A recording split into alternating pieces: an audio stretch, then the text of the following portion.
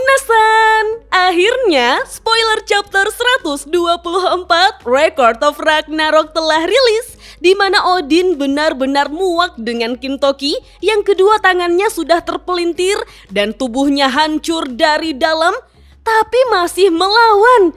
Sialnya, karena Odin justru mengingat kakek Veldis. Apakah nyali Odin menciut setelah mengingat kakek Veldis? Sebelum saya lanjut, siapa tahu ada yang ingin support, bisa klik link Saweria yang ada di deskripsi ya. Tertulis pada panel awal, harapan umat manusia berada di ambang kehancuran. Spoiler dimulai di mana Heimdall berkata bahwa sekali lagi nyanyian terkutuk Lord Odin telah menghancurkan tubuh Kintaro sepenuhnya. Kita lalu diperlihatkan bagaimana Kintoki berusaha untuk bangkit, namun dia terus memuntahkan darah karena kerusakan di dalam tubuhnya minasan. Brunhild dan Buddha pun sangat khawatir melihatnya. Namun Hugin dan Munin justru menertawakannya. Odin dengan santai bertanya, apakah Kintoki merasa kesakitan? Bahkan Odin mengejek bahwa Kintoki sungguh menyedihkan. Karena seperti itulah manusia. Menurut Odin, lengan Kintoki sudah rusak, organ dalamnya sudah hancur. Sekarang Kintoki hanyalah segumpal daging saja. Melihat itu, para penonton pun merasa jika Odin terlalu kuat, kekuatan dewa tertinggi Nordik begitu mengerikan. Edison lantas berteriak, siapa yang bisa menemukan cara untuk mengalahkan dewa itu? Namun siapa sangka Kintoki justru tertawa dan memberitahu Odin kalau Odin begitu banyak bicara di depan segumpal daging. Bahkan Kintoki bertanya, apakah Odin sudah merasa menang? Kintoki mengingatkannya jika dia mewarisi darah ibunya yang berasal dari klan Oni. Itu sebabnya Kintoki tidak akan tumbang semudah itu. Terlihat wajah Odin begitu kesal mendengarnya. Sementara para penonton sangat terkejut. Lalu dengan cepat Kintoki kembali menyerang sehingga pertarungan jarak dekat kembali terjadi minasan. Ketika Odin akan menusuk menggunakan tombaknya, Kintoki justru berhasil menghantam tubuh Odin sehingga beberapa mulut yang bernyanyi itu memuntahkan darah sekaligus. Sayangnya, Kintoki juga terkena serangan tepat di dadanya, membuat semua orang terkejut karena dia kembali memuntahkan darah minasan.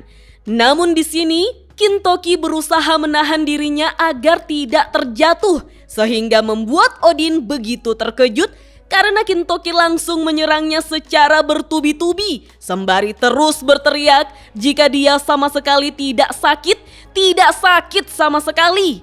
Di sini, Odin berpikir, kenapa Kintoki masih terus melawan padahal sudah tidak ada kemungkinan untuk menang? Odin mengatakan bahwa setiap orang dari mereka begitu keras kepala dan pantang menyerah dan terus bertarung. Zeus yang melihatnya pun tampak bersemangat karena menurutnya inilah ketangguhan dan daya juang umat manusia. Namun Buddha dan Brunhild tampak khawatir karena menurutnya Kintoki menanggung semua beban di pundaknya. Kita lalu diperlihatkan ibu, bapak, kakek, dan nenek moyang Kintoki minasan.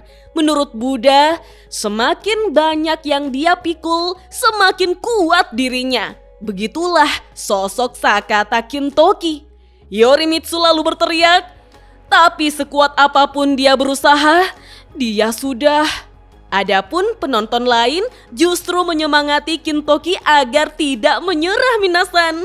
Terlihat juga Hawa yang terus berdoa kepada Adam karena dia juga tidak ingin menyerah demi kemenangan anak-anak mereka. Dan pertarungan Odin melawan Kintoki terus berlanjut, begitupun dengan lagu kematian Odin yang terus bergema di seluruh arena. Tetapi serangan demi serangan Kintoki membuat Odin semakin kesal. Menurut Odin, Kintoki memang bajingan karena begitu keras kepala. Namun Kintoki justru meledek Odin dan berkata bahwa dia berhasil membuat Odin marah karena dengan lengan kirinya saja Kintoki sanggup mengayunkan kapak dengan penuh tenaga. Namun siapa sangka, Odin justru kembali menggunakan serangan nyanyian terkutuknya, yaitu Melding Heartstrings Song, di mana gambaran rune langsung menghantam tubuh Kintoki. Lalu sebuah mantra yang diucapkan Odin membuat tangan kiri Kintoki pun terpelintir, sehingga Odin langsung menyerangnya menggunakan tombak minasan. Namun entah bagaimana, Kintoki memaksa tangan kirinya, lalu menunduk menghindari serangan tombak Odin, kemudian merangkul kapaknya dan melayangkan ke tubuh Odin, membuat Odin terlempar dengan darah yang tersembur dari dadanya minasan.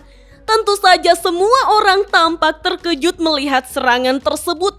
Tidak sampai di situ, Kintoki memaksa tangannya untuk kembali memegang kapaknya agar bisa menghabisi Odin, membuat Buddha, Brunhild, dan Kintoki sendiri berteriak dengan kencangnya. Sialnya, karena Odin dengan cepat memegang tombaknya dan langsung berdiri menangkis serangan tersebut minasan. Lalu Odin memutar tombaknya, membuat kapak Kintoki bergeser, sehingga Odin pun menghantam perut Kintoki dengan sangat keras hingga membuatnya memuntahkan darah.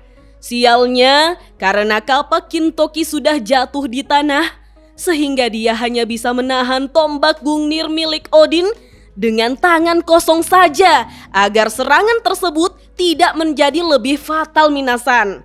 Hal itu membuat Odin sangat marah dan berteriak, "Dasar sampah, kau masih ingin melawan? Kenapa kau tidak mau menyerah?" Namun Kintoki hanya tersenyum. Dia mengingat ibunya. Kintoki berkata, "Di saat-saat yang menyakitkan, di masa-masa yang sulit, aku diselamatkan oleh senyuman ibuku. Itulah sebabnya, itulah mengapa aku tidak akan menyerah agar semua orang bisa tersenyum." Mendengar itu, Odin sangat terkejut minasan. Dan anehnya, dia justru mengingat kakek Veldis. Tertulis pada panel akhir, sebuah senyuman lembut yang kembali terlintas dalam ingatan.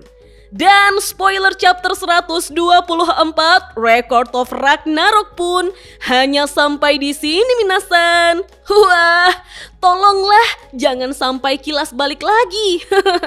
Masa Velk harus kembali ke tubuh aslinya sih? Harusnya di sini Kintoki sudah kalah melawan Odin, sehingga Odin bisa menjadikan Siegfried sebagai wadah kebangkitan dewa primordial. Dan di tengah kekacauan itu, Siegfried sendiri yang menghabisi Odin, persis seperti mitologinya, di mana Odin mati dimakan oleh Fenrir. Ya, tapi kita tunggu saja chapter lengkapnya rilis ya, karena ada banyak teks yang hilang di spoiler ini. Oke deh minasan, kita lanjut ngobrol yuk di kolom komentar. Dah.